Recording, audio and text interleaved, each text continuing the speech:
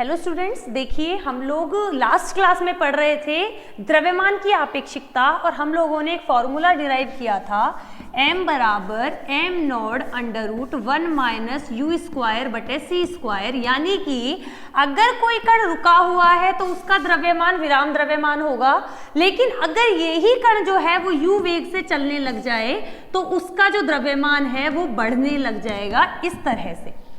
ठीक है, तो अब अपन लोग देखें, अगर मान लो u का मान बहुत छोटा हो एक c से, यानी कि कण जो है वो प्रकाश के वेग से बहुत कम वेग से चल रहा हो, यानी कि u बटे c का मान बहुत कम हो एक से, तो हम इसको तो नेग्लेक्ट कर सकते हैं, उपेक्षणीय मान सकते हैं, तो 1 बच जाएगा। तो m का मान जो है वो आएगा m नॉट अपॉन रूट 1 लगभग में, तो m का मान m नॉट के बराबर रहेगा लगभग।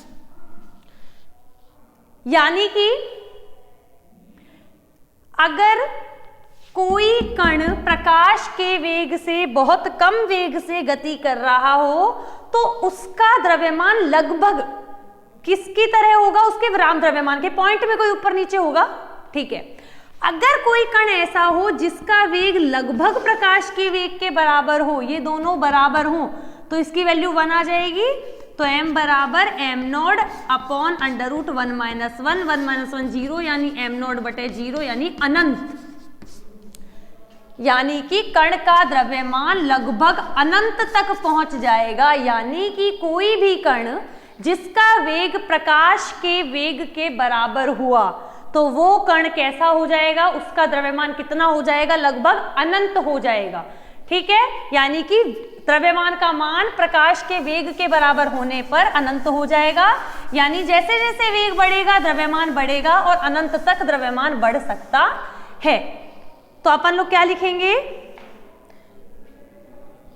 अब जो अपन ने पहले जो समीकरण लिखी थी m बराबर m नोड अपॉन में under root 1 minus u square बटे सी स्क्वायर, मुझे उसका समीकरण याद नहीं है, 8वीं है 9वीं है कोई भी है, तो अपन लोग उपरोक्त समीकरण लिख देंगे। तो लिखेंगे उपरोक्त समीकरण से स्पष्ट है कि उपरोक्त, आपको यहां से लिखना है, उपरोक्त समीकरण से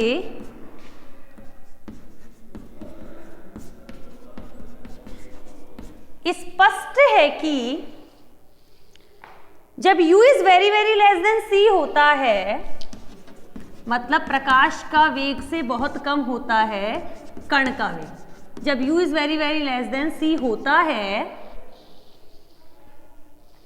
तो m, अभी बताया था द्रव्यमान का मान लगभग विराम द्रव्यमान के बराबर होता है, लगभग। परंतु जैसे जैसे कण का वेग बढ़ता है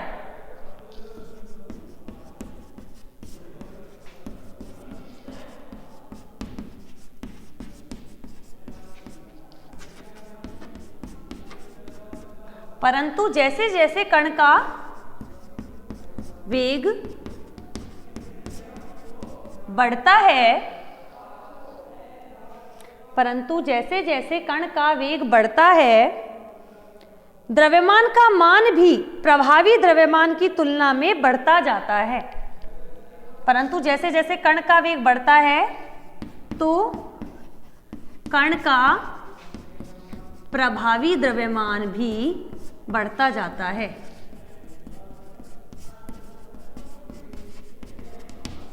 बढ़ता जाता है।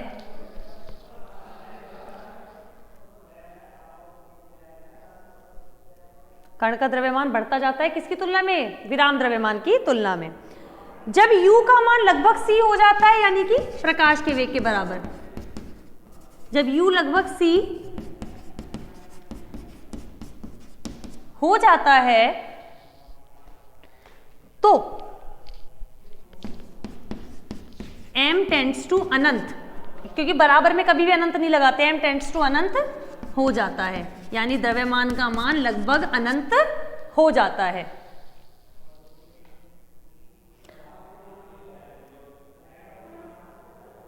द्रव्यमान अनंत होने का अर्थ है कि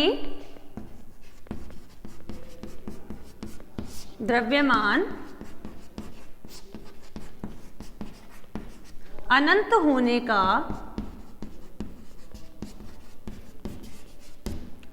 अर्थ है कि कण का वेग निर्वात में भी, कि कण का वेग, कण का वेग निर्वात में कभी भी प्रकाश के वेग के बराबर, कभी भी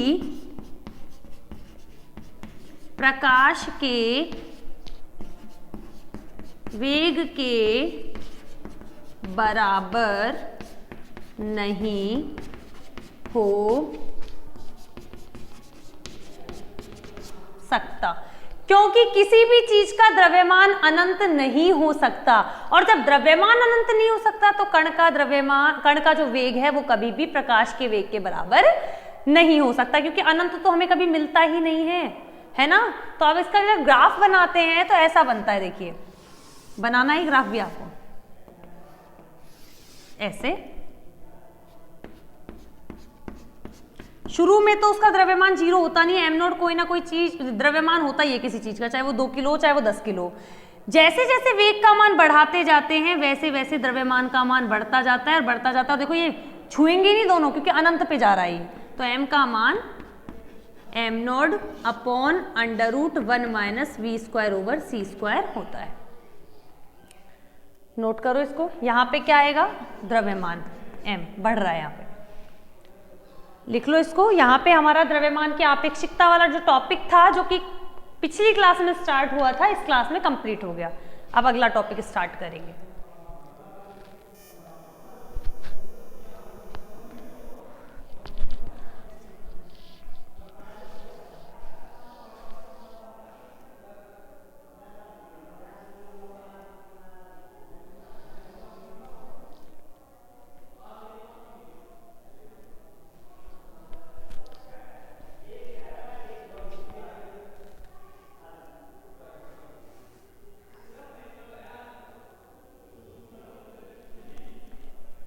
तो यहां से हमें पता चला कि जो द्रव्यमान होता है वो वेग के साथ बदलता जाता है। अब आप सोच लो, जितना तेज जाओगे उतने भारी होते जाओगे।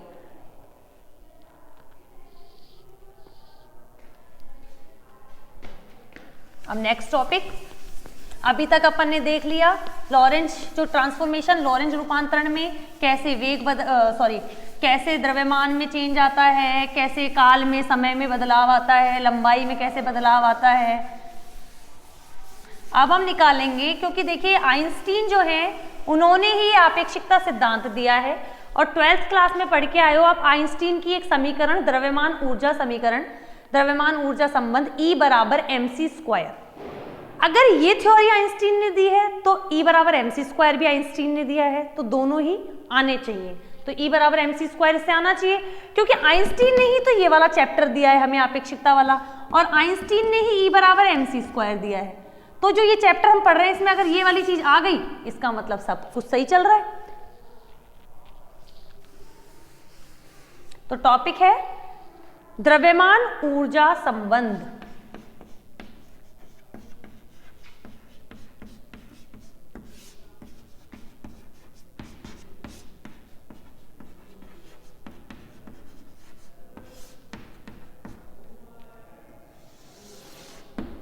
द्रव्यमान ऊर्जा संबंध। अब इसमें लिखेंगे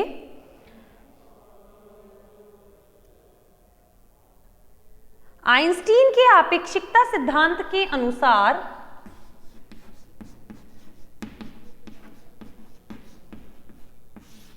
आइंस्टीन के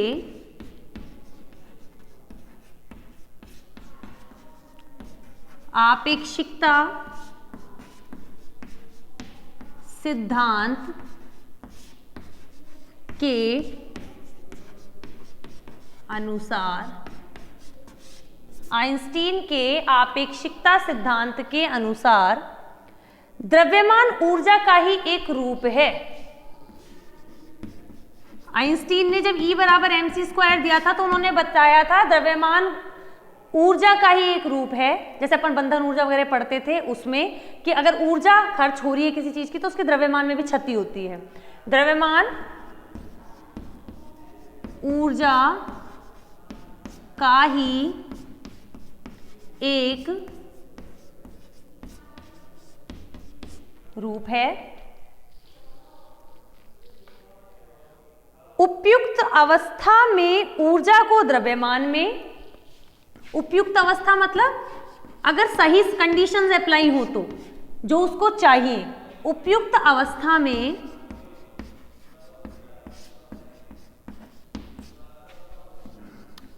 द्रव्यमान को ऊर्जा में,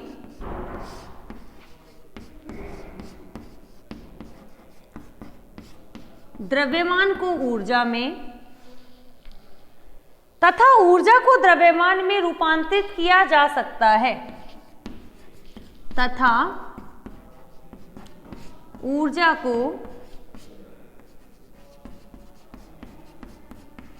द्रव्यमान में रूपांतरित किया जा सकता है। तभी तो उन्होंने E बराबर mc स्क्वायर दिया कि ऊर्जा को द्रव्यमान में और द्रव्यमान को ऊर्जा में रूपांतरित किया जा सकता है। आपेक्षिकता के विशिष्ट सिद्धांत के अनुसार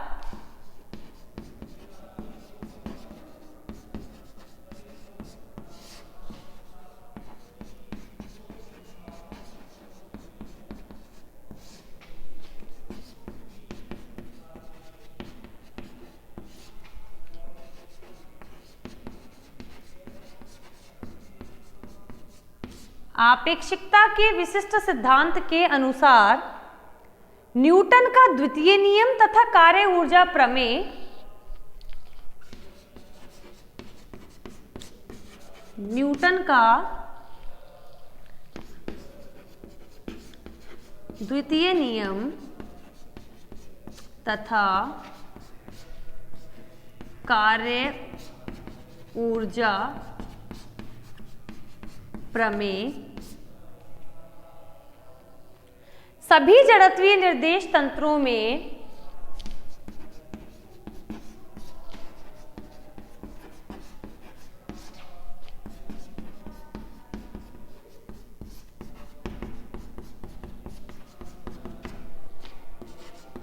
वैध रहेंगे। एक बार इसको लिखो, फिर इस लाइन को, जो दूसरी लाइन हमने लिखी है ना, इसको समझाते हैं कि लिखा क्या है। नोट करो इसको।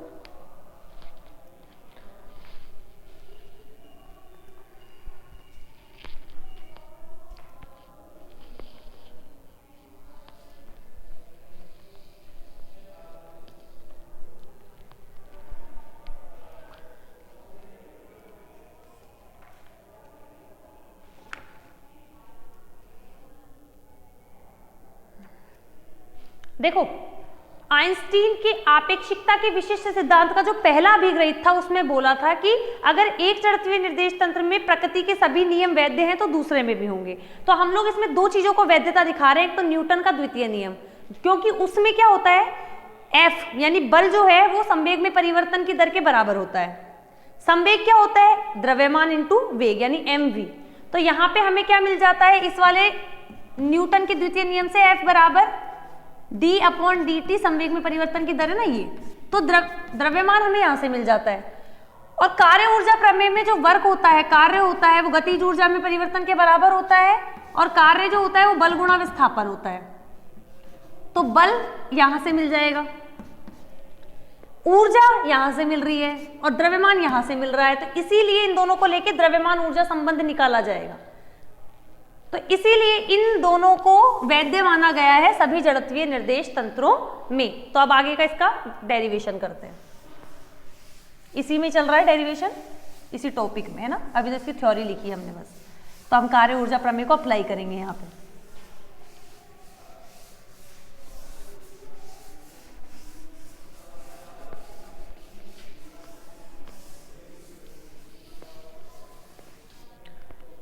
तो लिखेंगे कार्य ऊर्जा प्रमेय से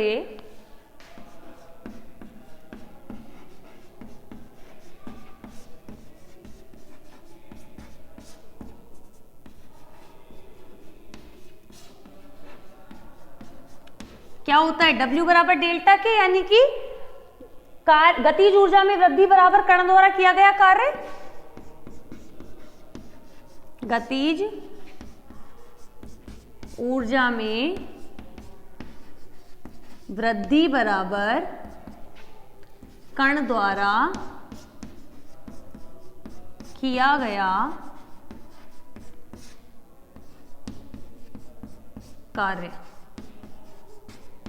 गतिज ऊर्जा में वृद्धि मतलब परिवर्तन डी ई के यानी कि काइनेटिक एनर्जी गतिज ऊर्जा, वर्क डी डब्ल्यू लेंगे इसमें क्योंकि डी परिवर्तन को देख रहे हैं, और कार्य होता है बल गुणा विस्थापन। समीकरण 1। अब पहले तो हमने कार्य ऊर्जा प्रमेय का देख लिया, अब अपन लिखेंगे न्यूटन के द्वितीय नियम से।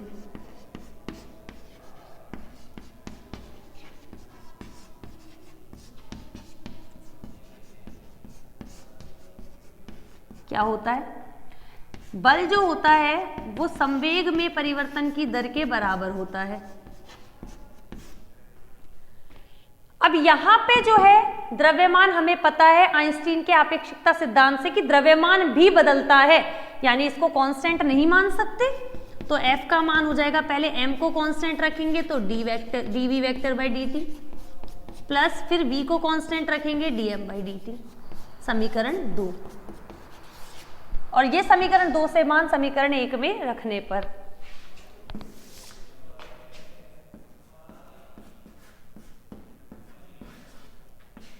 समीकरण 2 से मान समीकरण 1 में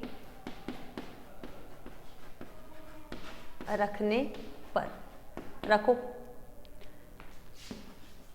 गतिज ऊर्जा में परिवर्तन डी ई के बराबर वेक्टर एफ का मान है m dv by dt plus v dm by dt, और डॉट किसके साथ करेंगे? इसके साथ। लिखो यहां तक।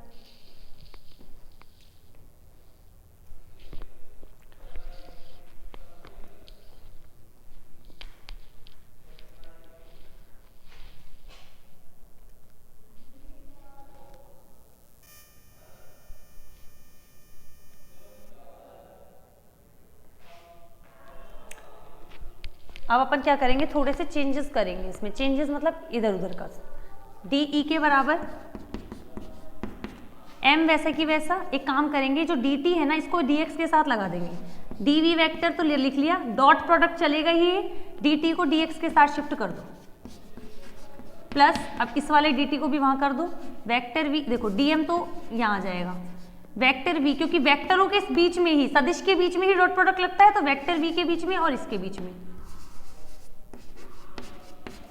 ये हो गया। अब विस्थापन में परिवर्तन की दर dx बाई dt वेग होता है, तो de के बराबर m vector dv dot vector v plus dm vector v dot vector v। अब देखो de के बराबर, देखो अगर वेग इस दिशा में है वेक्टर v और ये वेग भी इसी दिशा में है vector v dot vector v, तो क्या होगा? v का परिमाण, v का परिमाण, और दोनों के बीच में एंगल कितना है? 0 degree cos 0 degree, v square, v का परिमाण v का परिमाण v कॉस 0 डिग्री 1, तो v स्क्वायर, तो ये तो हो गया v स्क्वायर। अब इधर देखो, अगर v इस दिशा में है तो इसका परिवर्तन जो देखेंगे वो भी इसी दिशा में होगा, तो v का परिमाण v, dv का dv, और बीच में angle cos 0 degree, cos 0 degree की वैल्यू 1, तो यहाँ पे तो क्या आ गया? m, ये क्या आ गया? v dv प्लस ये v स्क्वायर dm। इक्वेशन 3। यहां से हमें किसकी वैल्यू मिली है? गतिज ऊर्जा में परिवर्तन डी ई के का मान मिला है mv dv plus v square dm। Note करो समीकरण 3 तक।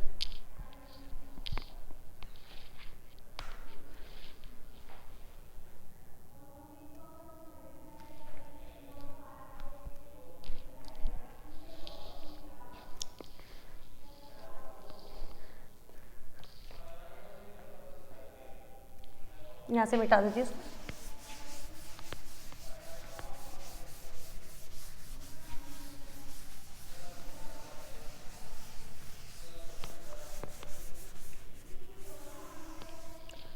अब क्या करेंगे? अब लिखेंगे चूंकि v वेग से गतिशील कण का प्रभावी द्रव्यमान, चूंकि v वेग से गतिशील कण का प्रभावी द्रव्यमान कितना होता है, m बराबर m naught upon under root 1 minus v square upon c square. M naught क्या है, रेस्ट मास यानी विराम द्रव्यमान। इसको इधर ले जाएं तो m under root 1 minus v square upon c square बराबर m नॉट। दोनों तरफ अंडर रूट का स्क्वायर मतलब स्क्वायर कर दें तो m square 1 minus v square over c square is equals to m naught square. LCM लेके सॉल्व करें तो m स्क्वायर, यहाँ पे c square minus v square, c square उधर चला जाएगा, m naught square c square. इससे करेंगे तो m square c square minus m square v square equals to m naught square c square. यहां तक लिखो, उधर वाला मिटा देती हूं।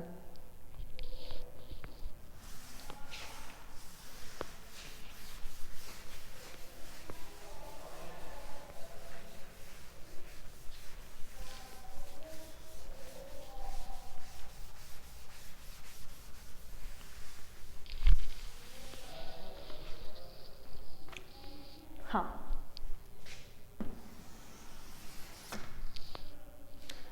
इसका क्या करेंगे, इसका हम लोग करेंगे अब अवकलन। m स्क्वायर सी स्क्वायर का करेंगे तो देखो सी स्क्वायर तो है कांस्टेंट, m स्क्वायर का करेंगे तो 2m dm। फिर अगला, पहले m स्क्वायर को कांस्टेंट रख के और v स्क्वायर का करेंगे 2v dv। फिर v स्क्वायर को कांस्टेंट रख के और m स्क्वायर का करेंगे 2m dm। और ये तो m नॉट जो विराम द्रव्यमान है वो भी कांस्टेंट है और c भी कांस्टेंट है, तो इसका तो हो गया 0। इस पूरी समीकरण में से 2m ले लो कॉमन, 2m ही आ रहा है ना कॉमन, सही है। यहां बचा c स्क्वायर dm, यहां बचा mv dv, यहां बचा v स्क्वायर dm बराबर 0। ये 2m इधर 0 के पास चला जाएगा 0, यहां से c स्क्वायर dm आ गया, इनको शिफ्ट करा तो mv dv plus v square dm। Equation हमारे पास आ गई। अगली कौन सी थी, 1 2 3 फोर्थ थी शायद, ये थर्ड थी, हाँ ये थर्ड थी, फोर्थ है। और बाकी इक्वेशन में आगे पीछे हो तो तुम कर लेना भाई, इसमें तो गलती हो जाती है। समीकरण चौथी ये रही और समीकरण 3 पहले वाली थी। समीकरण 3 व 4 से, अब मेरे पास तो समीकरण 3 लिखी हुई नहीं है, आप लोग नोट कर लेना और मैच कर लेना। समीकरण 3 में जो इधर वाला पद था, राइट हैंड साइड वाला है ना, दायां पक्ष जिसको बोलते हैं, वो यही था mv dv plus v square dm, और यहां पर भी यही है। तो इनके लेफ्ट हैंड साइड जो है, बायां पक्ष जो है बराबर कर देंगे। उसका तो था de के और इसका क्या है c स्क्वायर dm। समीकरण दे देते हैं इसको 5, नोट करो यहां तक।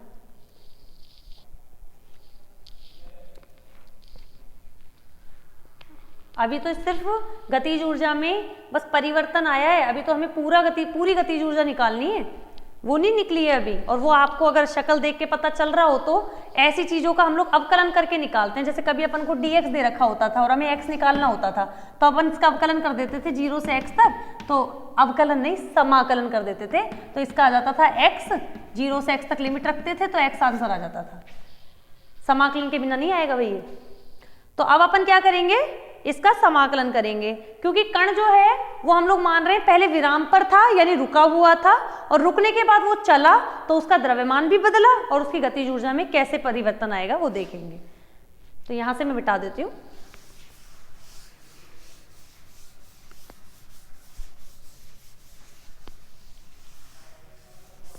हाँ, तो लिखेंगे कण को विराम से v वेग देने पर, कण को विराम से v वेग देने पर द्रव्यमान m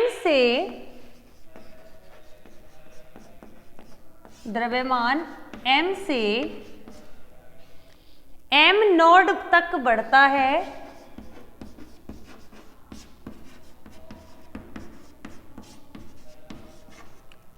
कण को विराम से मतलब रुके हुए से v वेग देने पर द्रव्यमान m से m नोड तक बढ़ता है तथा गतिज ऊर्जा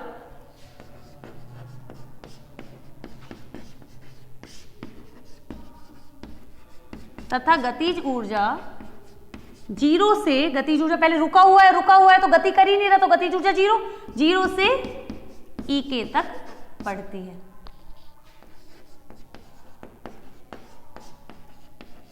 अतः टोटल ऊर्जा निकालने के लिए गतिज ऊर्जा का जीरो से और ई के तक करते हैं, डी ई के बराबर यहाँ पे क्या बचेगा सी स्क्वायर, करें एम नोड था पहले विराम द्रव्यमान, बाद में एम में बदल गया डी एम, करें इसका अवकलन करेंगे तो क्या समाकलन करेंगे तो ई के पर लिमिट लगाएंगे तो ई के माइनस जीरो ई के, सी स्क्वायर यहाँ पे लिमिट लगाएंगे एम पर तो एम माइनस एम नोड। ये हमारे पास क्या आई है, अभी गतिज ऊर्जा आई है, पर हमारे पास अभी आइंस्टीन वाला ई बराबर एम सी स्क्वायर नहीं आया है, अभी सिर्फ गतिज ऊर्जा आई है। अभी इतना करो,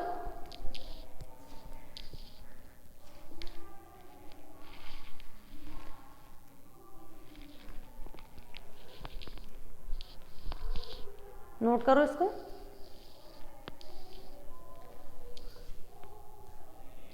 मैं उधर से मिटा देती हूँ।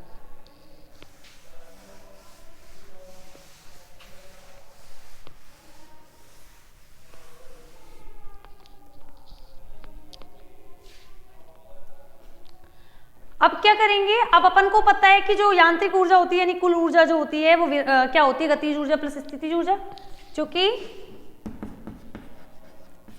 कण की कुल ऊर्जा क्या होती है, गतिज ऊर्जा प्लस स्थितिज ऊर्जा। अब स्थितिज ऊर्जा जो होती है वो ही तो विराम द्रव्यमान ऊर्जा होती है। स्थितिज ऊर्जा मतलब उसकी स्थिति की वजह से, जब वो चीज चल नहीं रही, और जब वो चीज चल नहीं रही स्थिर है तो उस पर विराम द्रव्यमान ऊर्जा भी तो लगेगी ना, तो वो होती है विराम द्रव्यमान क्या होता है एम नोड, और ऊर्जा क्या हो जाती है एम नोड सी स्क्वायर, तो उसे हम बोलेंगे विराम ऊर्जा। गतिज ऊर्जा को दिखा रहे हैं हम ई के से, ठीक है, तो कुल ऊर्जा को दिखा रहे हैं हम ई से, तो ई का मान जो है वो क्या हो जाएगा ई के प्लस विराम द्रव्यमान ऊर्जा कितनी होती है एम नोड द्रव्यमान है तो ऊर्जा हो गई एम नोड सी स्क्वायर, तो ई बराबर ई के का मान यहां से रखो c square m minus m naught plus m naught c square, m naught c square से m naught c square cancel, E बराबर एम सी स्क्वायर। ये क्या आ गई आइंस्टीन का ऊर्जा द्रव्यमान संबंध, यही तो हमें चाहिए था, ई बराबर एम सी स्क्वायर, लिख लो यहां तक। ये क्या है आइंस्टीन का द्रव्यमान ऊर्जा संबंध है।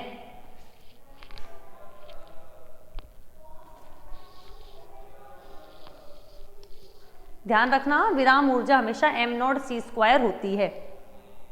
यह है आइंस्टीन का